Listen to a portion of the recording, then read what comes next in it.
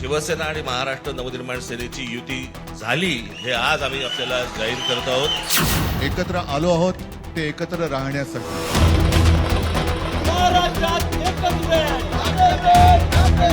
छत्रपती शिवाजी महाराज की जय. ठाकरे बंधूंच्या युतीवर बुधवारी शिक्कामोर्तब झालं.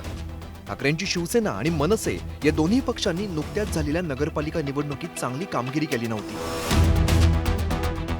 दोन्ही पक्षांनी स्थानिक नेतृत्वात नगरपालिकेच्या निवडणुका लढवलेल्या होत्या. महापालिका निवडणुकीच्या तयारीचं कारण देत ठाकरेंनी नगरपालिका निवडणुकीत सहभागच घेतला नव्हता. मात्र आता महापालिका निवडणुकांच्या पार्श्वभूमीवर ठाकरेंचा फॉर्म्युला समोर येतोय. मुंबईत युती करण्यावरती शिक्कामोर्तब झालाय.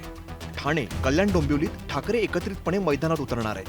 पुण्यात ही दोन्ही पक्ष एकत्रितपणे लढणार आहेत. तिथे काँग्रेसला सोबत घेण्याची शक्यता आहे. नाशिकमध्ये सुद्धा एकत्र लढण्यावरती ठाकरेंचं एकमत झालंय.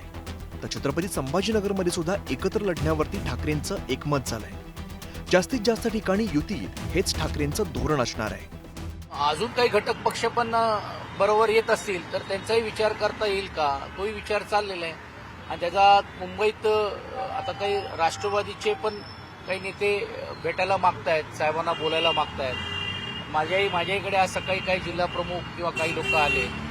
अर्थात तो साहेबांनी निर्णय घ्यायचा आहे, कशा पद्धतीने त्यांच्याबरोबर चर्चा करायची, नाही करायची, काय निर्णय घ्यायचा. ठाकरेंचे पक्ष पुण्यात आणि नाशिकमध्ये किती जागा लढवण्याची शक्यता आहे ते आता पाहूया. पुण्यात ठाकरेंची शिवसेना 88 ते 90 तर मनसे 75 ते 77 जागा लढवू शकते. तर नाशिकमध्ये ठाकरेंची शिवसेना 65 ते 70 आणि मनसे 45 ते 50 जागा लढण्याची शक्यता आहे. तर काँग्रेस आणि माकपला 10 जागा दिल्या जाऊ शकतात. एकत्रितपणे लढून जास्तीत जास्त यश मिळवण्यासाठी ठाकरे बंधू मैदानात उतरणार आहेत. स्थानिक नेतृत्वाला प्राधान्य देऊन त्यांना बळ दिलं जाणार आहे.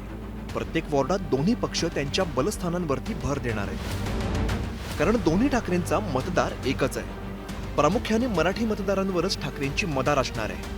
परिणामी मराठी माणसांच्या जिव्हाळ्याचे मुद्दे निवडणुकीच्या प्रचारात मांडले जातील यात शंका नाही.